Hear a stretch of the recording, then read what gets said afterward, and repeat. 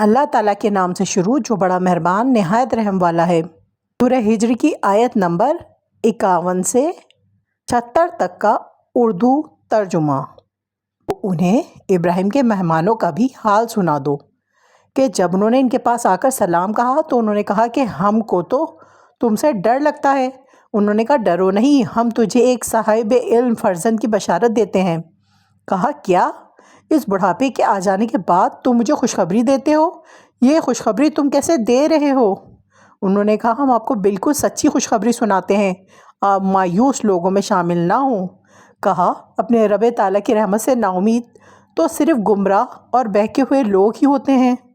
پوچھا کہ اللہ کے بھیجے ہوئے فرشتوں تمہارا ایسا کیا اہم کام ہے؟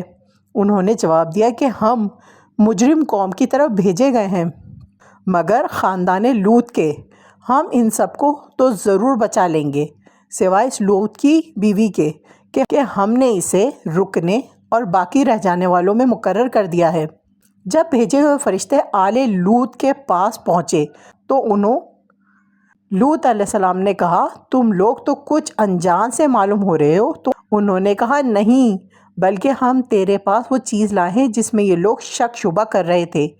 ہم تو تیرے پاس صریح حق لائے ہیں اور ہیں بھی بالکل سچے۔ اب تو اپنے خاندان سمیت اس رات کے کسی حصے میں چل دے اور آپ ان کے پیچھے رہنا، اور خبردار تم میں سے کوئی پیچھے مڑ کر بھی نہ دیکھے، اور جہاں کا تمہیں حکم کیا جا رہا ہے وہاں چلے جانا۔ اور ہم نے اس کی طرف اس بات کا فیصلہ کر دیا کہ صبح ہوتے ہوتے ان لوگوں کی جڑیں کاٹ دی جائیں گی اور شہر والے خوشیاں مناتے ہوئے آئے۔ لوط علیہ السلام نے کہا یہ لوگ میرے مہمان ہیں، تم مجھے رسوا نہ کرو، اللہ تعالیٰ سے ڈرو اور مجھے رسوا نہ کرو۔